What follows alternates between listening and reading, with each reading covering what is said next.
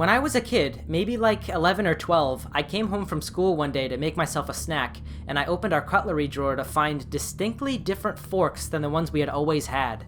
Like 3 prongs instead of 4, different shaped tines, different shaped handles. Subtle, but unmistakable. I had been using these all of my life up until that point. I showed them to my family, bemused at first, stating bluntly, "Oh, we got new forks?" Everyone denied it. "No, these are the forks we've always had." My alarm grew. Clearly, they had bought new forks. I had eaten every meal of my life with the same forks. I knew my forks. These were not them. I insisted. They persisted. These were the forks we have always had. They began looking at me strangely. I pointed out the clear and obvious differences. The tines. Look at the tines. My father, ever the joker, shrugged and said, "The tines, they are a-changing." To this day, I swear I must have stepped through some hyperdimensional membrane into a parallel universe, the most boring and mundane alternative reality where the only difference was the choice of forks that my parents had purchased years prior. People often imagine the multiverse to be populated with interesting and bizarre permutations, but if it is truly infinite, logically most of the realities are boringly similar to ours, but different in only one minor way. This is simply the way that I have come to rationalize and cope with this childhood experience. I am very serious that it happened the way I remember it, and have no other explanation. Now, I'm pretty sure that just about everyone will relate to this, like, how often do you just go out and buy a new set of silverware? It's just one of those things that usually stays very consistent for years on end, so to have something like that just change has got to be a little bit disturbing. In response to this post, user Luvella left a reply. "Oh, I have a similar story. My parents were very strict about us children getting out of bed at night. Even if we just get up to go to the bathroom, they'd get extremely angry. So naturally, I'd be as quiet as humanly possible if I ever had to go at night. This included not turning on any lights in the room I shared with my little brother or anywhere else in the flat. So I had memorized the way to the bathroom by literally counting my steps, so I could get there and do my thing in complete darkness. One night, I climbed out of our bunk bed, turned right, walked 3 steps, and grabbed the door handle. Except there was no door handle. There was only thin air. I thought I must have miscounted my steps, so I took another one, nothing, and another one, and bumped straight into a table. This was highly confusing because that table was supposed to be at the wall opposite of our bed, but I figured our parents must have moved it in front of the door to stop us from leaving our room at night. I really had to go though, so I tried to climb over the table only to bump into the wall behind it. I started to panic because clearly the door that had always been at that exact spot had just vanished. I frantically searched the wall with my hands, threw a bunch of toys on the floor in the process, and finally started crying, waking everybody up. When my parents came and turned the light on, I was horrified to find that the entire layout of the room had changed. The bed was in the wrong spot, so was the table and the bookshelf, and the door was slightly right to where the table was supposed to be. Even the hallway outside was all wrong. I was certain there should be a wall to my right when I leave the room, but instead you had to turn right to reach the living room, while to the left there was only the door to my older brother's room. It took hours to calm me down, and I still couldn't quite believe that our room looked completely different from the day before. There was even a situation a couple years back where I was describing my childhood room to a family friend, and my dad, who was within earshot, was very confused because the room I was describing never existed. It took me a minute to realize that I had been talking about that wrong version of my room. It's a very weird memory, and I try not to think about it too much. Alright, this one kind of follows the same premise as the last one with the forks, but imagine that you just walk into your bedroom one day and your bed is like on the other side of the fucking room. No explanation at all. Like, I know for a fact I would probably lose my mind if I thought about it too long. Just gonna warn you guys, this next one is terrifying. Not my experience, but one from someone I trust. Their story goes that they had some kind of creature try to trick him into letting it into his house. For some background, he lived with his parents, and his home was in a pretty secluded but nearish to the suburbs area at the time, and his mom was home with him. She was in the shower at the time of this occurrence. So the story goes that he was sitting in his room with the window open doing his regular thing, just relaxing, when from outside the house he heard his mom call out for him. She was asking where he put the shirt that he had borrowed from her. He didn't borrow such a shirt, and he replied by saying as such. He thought it was weird that his mother was outside asking about a shirt, but he wrote it off as nothing. He looked out his window and couldn't see his mother anywhere, so he got up and out of his room, realizing that the water was still running in his parents' shower. Weirded out, he went downstairs and called out for his mom, and her voice answered from behind the shut and locked front door. He says that her voice was very sweet and tender, using a tone that she would have used when he was little. That's when she asked him, "Please let me in." He then says that he heard the water shut off from the shower, and at the same time, the sound of claws rolling down the front door.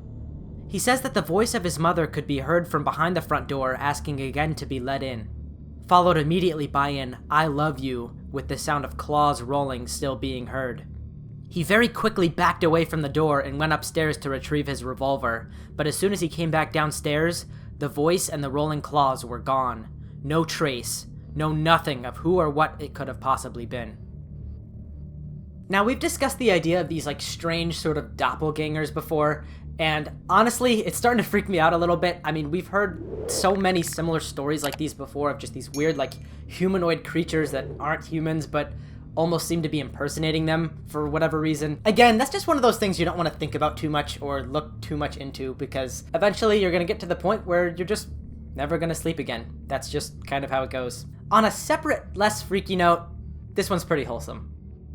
Had a dream I was meeting my then boyfriend's father at a cafe. I told him I was sad we didn't get to know each other before he passed away, and he said, "Well, let's get to know each other now." I knew in the dream that it wasn't a dream, and I asked him, "How will I prove this to my boyfriend?" He said, "He'll know because of the fire alarm." And then we chatted for a very long time. I woke up right before my alarm went off at 9:55. I was a server and got to sleep in. My boyfriend had an office job and was already at work by 9 a.m.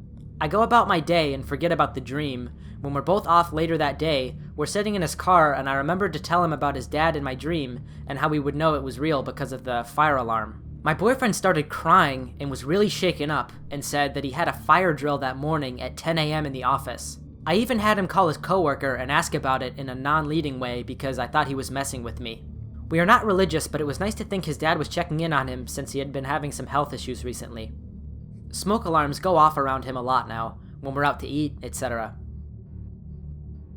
Yeah, I don't know, I thought that was kind of a cool one. I like the idea of people being able to like communicate from the other side. Now, interesting question, but do you guys believe in the afterlife? Let me know in the comments.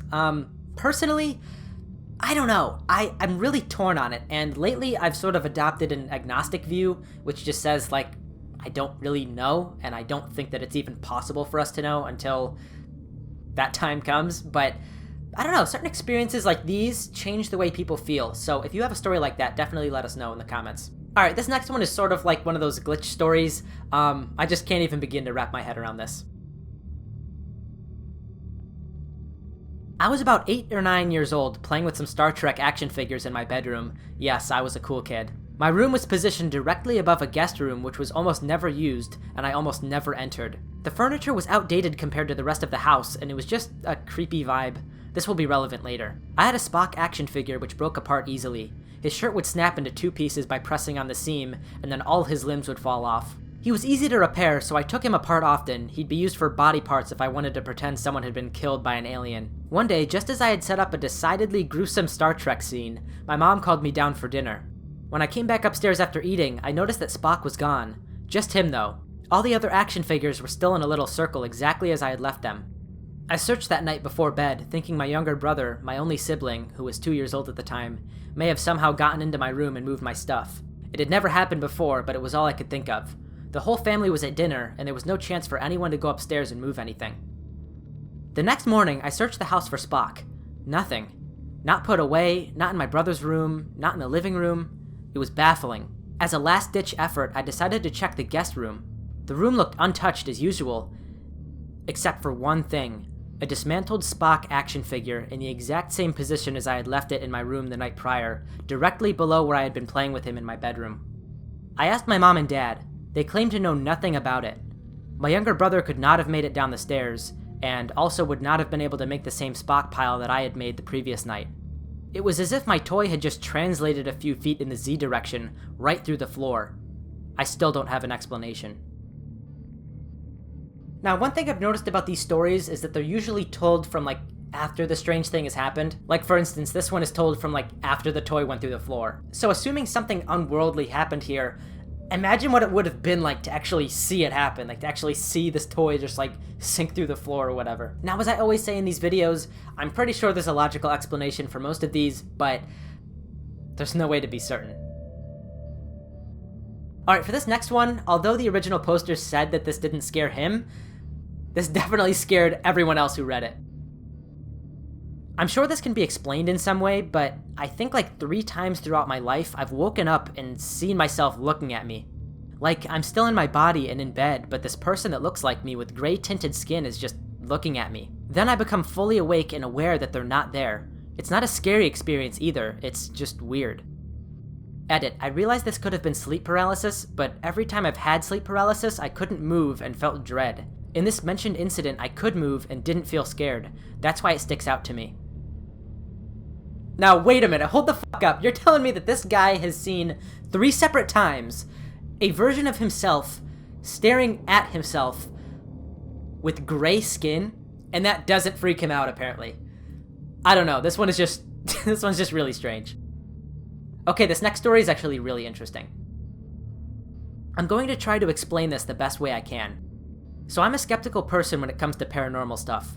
I can always find logical explanations to most things that happen. I believe 15 out of 10 times when people report seeing things, it's just a case of apophenia. Anyway, this happened when I was around 10 years old.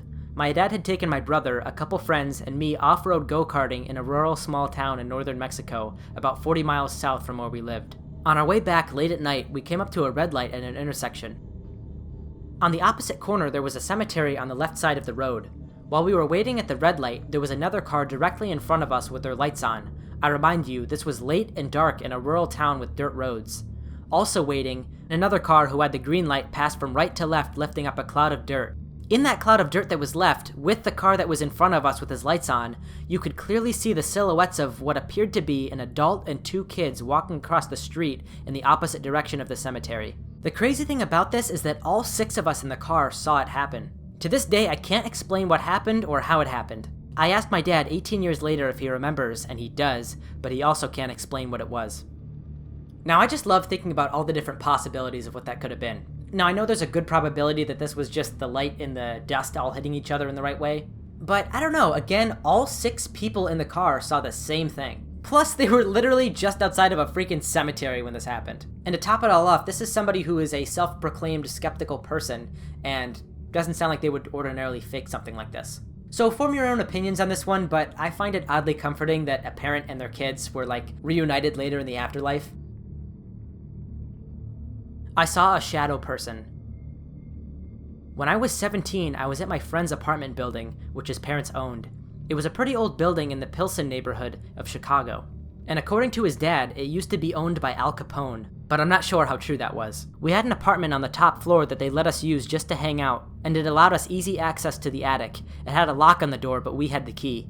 So we could go out to the roof and smoke cigarettes. One night, we were about to go up, but I had to pee, so I told him I'd meet him up there. After I was done, I went up to the stairs to the attic portion that was connected to the roof. There were no lights, so we always used our phones to guide us. We had those old flip phones, without lights, so you only had the light from the screen to help navigate the cluttered mess that was up there. As I made my way to the roof door, I saw a shadow pass by me. Now, this wasn't like the shadow of something moving with the light of my phone. This shadow felt solid, like a person. I followed the direction it went, thinking it was my friend. I kept saying that I knew it was him and to stop playing around. It passed me a few more times before heading to the other side of the attic, and that's when I heard my friend's voice from downstairs. He got a call from his girlfriend and was in another room talking to her the whole time. It really freaked me out, since I know I was following something. So I basically jumped down the stairs. I told my friend what happened, and I did not want to go back up there, and he agreed. So we decided to go for a walk instead. Last year, his brother tells us in our group text that he found out the building's designer killed himself in that attic. Now that's a pretty crazy one, and I guess the main thing that really gets me about this is the fact that he said the shadow felt solid, like a person. When I hear that, I just picture like a solid black figure. I don't know what I'd do if I saw something like that with my own 2 eyes. Honestly, I'd probably just like have a heart attack on the spot. Okay, this next one is a bit longer than the others, but it's just absolutely terrifying, so buckle up. My mom was in the hospital 50 miles away. I was 19. We were pretty sure this was it. I was home alone. My parents' house is big. It's off the beaten path on a small lagoon. My dad had been staying up at the hospital. That night, I went to bed at around 1 a.m. I was playing on my laptop. My room was in a separate wing of the house. It can be sealed off with a single locking door. The door was shut, but not locked. I've always been scared of the dark, so I had the lights in my wing on. So was the closet light. As I was messing around on a website, I saw the lights in my wing turn off. All of them. The band of light under the door went black. I hopped up in bed and stared at it. My bedroom door was unlocked, and I was debating getting up to lock it when the shut door slammed. As in, it sounded like someone straight up kicked the bottom of the door with all their strength. I remember squeaking in shock. It took me about 6 seconds to be up on both feet with the blade about 4 paces back, and just right of the door. I remember thinking if the door opened, I could be on whoever it was almost instantly. I was also silently cursing that there was no light under the door anymore, no way to see the shadow of whoever was there. Nothing happened. I was fighting off the fear of the situation and stupidly decided that going on offense was all that was left. I didn't have a phone in my room, and my Nokia was in another wing of the house charging. I threw the door open with my knife low and my left hand in a guarded position. There was no one there. I tossed the hallway light switch on. There was no one in my wing. There was no one in the house. The burglar alarm was still on. Confused, I turned on my main house lights and sealed the wing off, and locked the door. I went back to my room and just sat there with my laptop open. My bedroom door now had a slight bow in it. A couple hours passed with me warily laying in bed. Around 3 a.m., the lights under the door went dark. Now I was terrified. My knife seemed pretty insignificant, and my previous dumb courage had ran out. I scooted my bed, no easy task, against my bedroom door, grateful the door opened inward. It all felt so wrong, like something was angry with me. I retreated to my closet and waited for the sun to come up. When the skylight in my room got bright, my courage returned and I moved the bed and exited my room. The wing door had been unlocked, which required a key from the other side. I heard footsteps coming down the stairs in the main house and realized my dad was home. I felt a little foolish as, obviously, he had been responsible for turning the lights off the second time. I led my greeting with, "Oh, so it was you who turned all the lights off." He looked at me and replied, "What? I got home about 10 minutes ago." I have zero clue what happened that night, but it never happened before that night or after. Whatever it was, it seemed to like the dark, and it wasn't a fan of doors. It seemed to be in my wing of the house. My parents built the house, and nothing dark had ever taken place there. My bedroom door at my parents' house still has the bow in it to this day. This was almost 20 years ago. My mom is still alive, and for that I'm extremely grateful. Now this one kind of screws with me, especially just knowing that there was an actual dent put in the door, like something with physical power actually hit the door. And the other thing that fucks me up about this one is that assuming that it's not supernatural only brings up way more questions, like was somebody in the house that did that? That's the only real explanation. But they had the burglar alarm too, so that doesn't seem to make much sense either. If you guys have any other ideas on this one, definitely be sure to leave some comments. I really want to hear some kind of an explanation for this, but honestly, it is way too late for me to think about this anymore. Again, it's like 3 in the morning, so I'm just gonna move on. Here's another creepy one, and this one has multiple witnesses. I worked part-time as a custodian on my university campus for a while. There were many times that I would be alone in a building early in the morning before any staff or students came in. It was usually a pretty relaxing and chill time to just be on my own like that for a bit. There was one time something weird happened though, and I still can't come up with a rational explanation for it. So one morning I was working at a building that was owned by the university, but it was off of the main campus by about a mile. It used to be an old middle school before the university bought it. It's now used for various science labs and staff offices. I was doing my normal morning routine and I was going through cleaning all the restrooms in the building first thing at 6 a.m. Now keep in mind I am supposed to be the only person in this building until 7:30 a.m. when people start coming in. When I came in, I unlocked and relocked the door behind me, so no one else should have been in this building. I get to the woman's restroom on the far side of the building. I don't bother to knock on the door as I should be the only person in the building.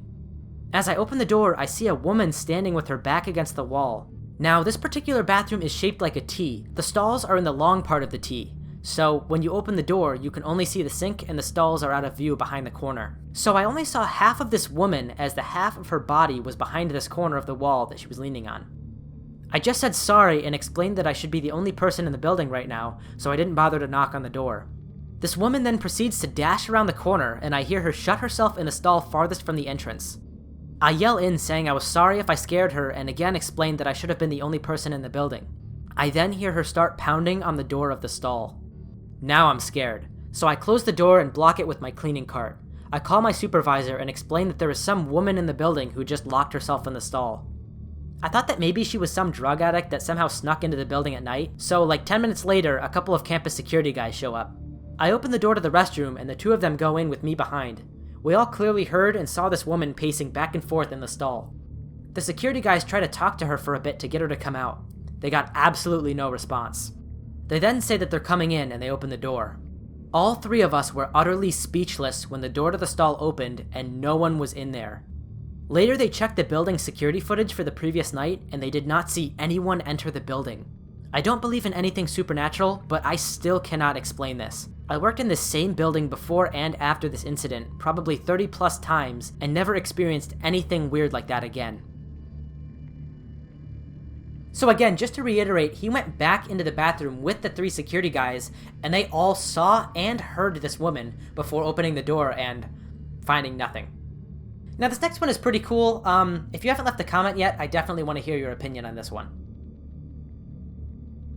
One time when I was a kid, maybe 9 years old, I was at my great-grandmother's house in the basement. Her house was quite unusual and had a lot of hidden passageways and hidden doors. She had a large walk-in closet and there was a center fixture that held a bunch of fur coats. The room was full of fur coats on the walls and also in this central fixture.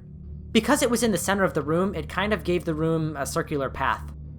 I ran around in circles and circles for a few minutes until I came around one time and saw another door through some of the fur coats against the wall. I opened the door and it was a very narrow and dark passageway that I could only move through sideways. I came out the other end and it was to the TV area in the basement where my sister was watching TV. There had always been a door there that I had never opened before. She was surprised and was like, "Where did you come from?" When I went to visit again a year later, I could not find the door in the closet, and when I checked the door in the TV area, which was still there, and looked down the narrow passageway, it led to nothing, just a wall. I know for a fact that there was never any work done to the house, and I remember it way too well for it to be a dream. So I suppose you could say that this was just like a false memory, but at the same time, there had only been like a year's difference between when this happened and when he went back. I do find it very interesting that the sister was apparently shocked at the fact that he just popped out of this door. It almost sounds like she was aware that there was no other entrance into that little area. I don't know, I'm not really sure what to make of this one, but overall it's just a very strange little story.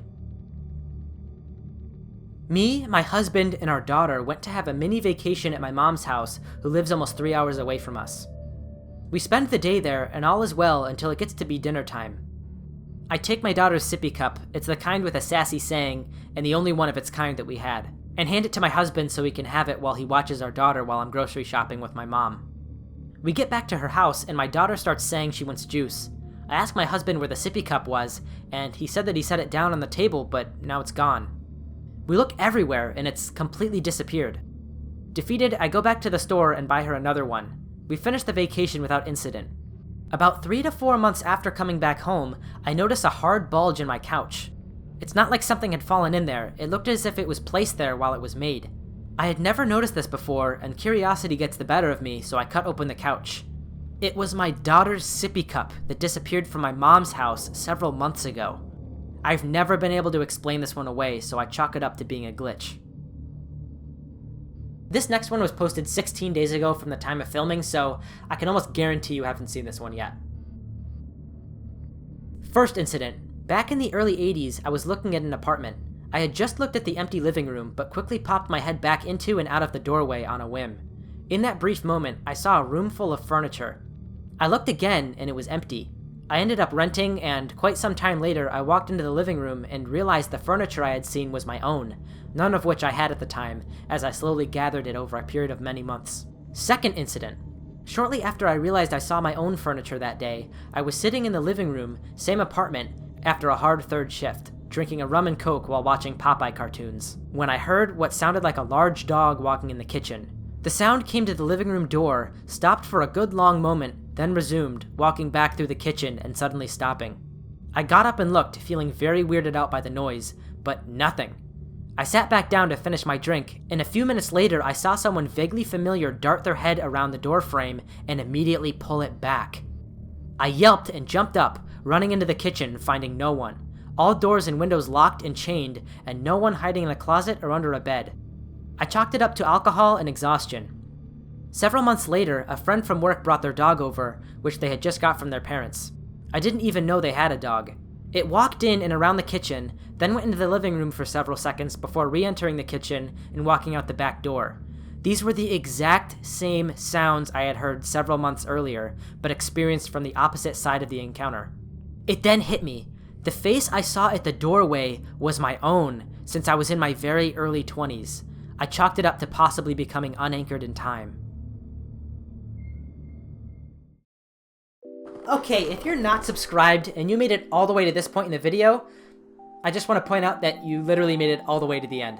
You clearly enjoyed the video, so why not subscribe and see similar stuff in the future? I'm going to be accepting submissions for stories now because I don't want to just always pull from Reddit, and I think you guys probably have a lot of really cool stories. I've seen them in the comments. So if you have anything that's even remotely related to what we talked about in today's video, there will be a link at the top of the description. Just hit that. It's a little Google form, and you can write your story there. And that's all I've got for you guys.